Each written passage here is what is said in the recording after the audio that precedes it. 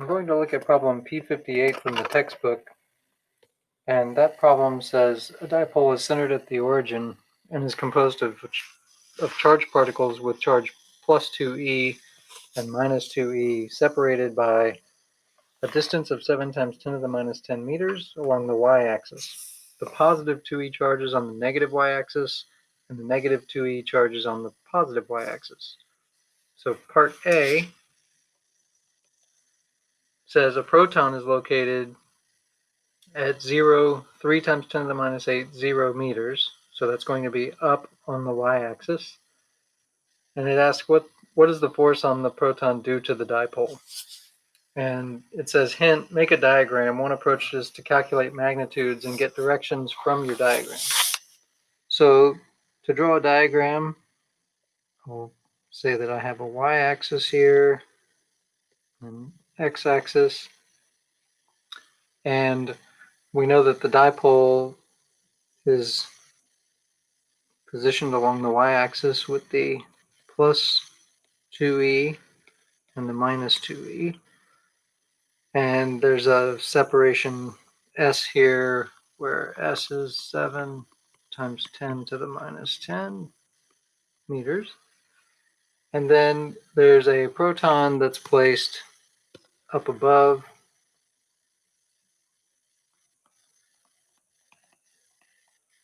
and its position is 3 times 10 to the minus 8 meters, which is r. And that distance is more than 10 times larger than the separation of the dipole, so we should be able to use the approximations for the electric fields of the dipole. And just before we get into any calculations, I just want to remember that if I have a negative charge and a positive charge separated like this, the electric field is going to point away from the positive charge and loop around so that it comes back pointed to the negative charge. So it'll look something like this, meaning if we're along the positive y-axis, then our electric field here is going to be pointed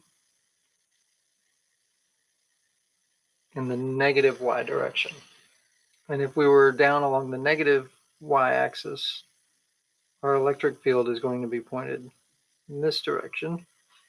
And if we were somewhere to the left along negative x, we would expect an electric field pointed upward.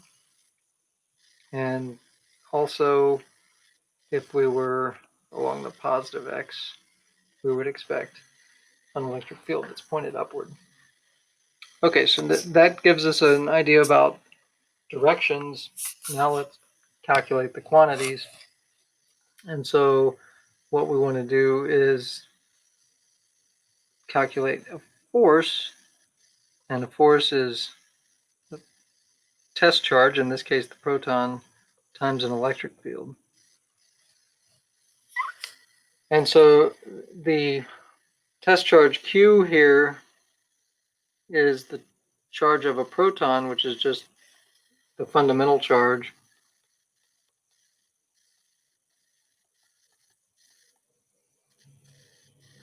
Which is 1.602 times 10 to the minus 19. The electric field we can write down as a vector. And from our diagram, we know that it's pointed down along the y-axis. And we're going to use the approximation that along the axis of the dipole, then the electric field, because we're far away compared to the separation of the two charges making up the dipole, that this is going to be 1 over 4 pi epsilon naught times 2qs over r cubed. And it's negative along this direction, and then 0 along the y. And this will be newtons per coulomb.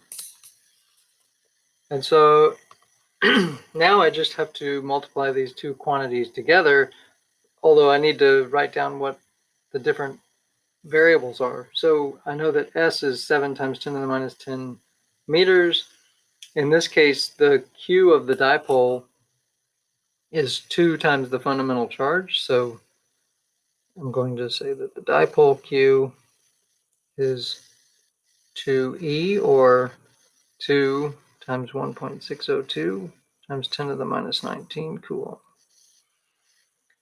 And R is 3 times 10 to the minus 8. So now it's just a matter of plug and chug. We can calculate the force is equal to the proton charge times the vector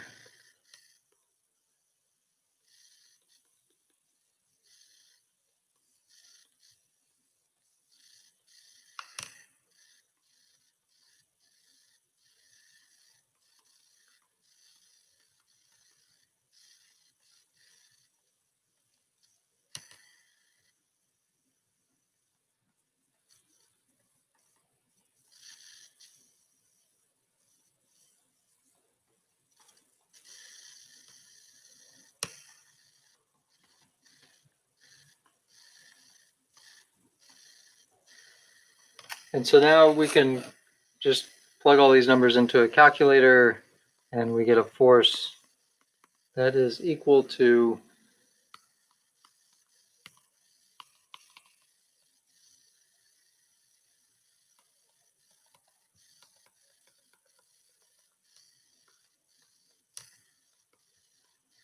something along the negative x-axis. So this proton that we have up here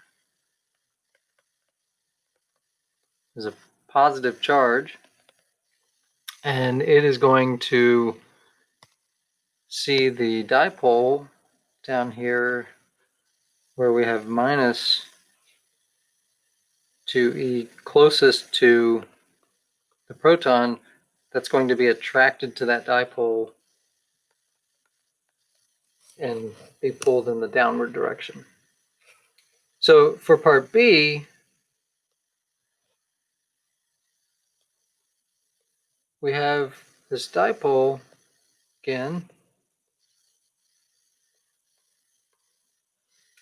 and the problem asks us about an electron, so a negative fundamental charge that's located along the x-axis at minus 3 times 10 to the minus 8, and it asks about the force on the electron. So we have now an electron that's along, it's perpendicular to the axis of the dipole, so our approximation for the electric field will be slightly different. And we have an electron instead of a proton, so that's going to affect what charge we plug in.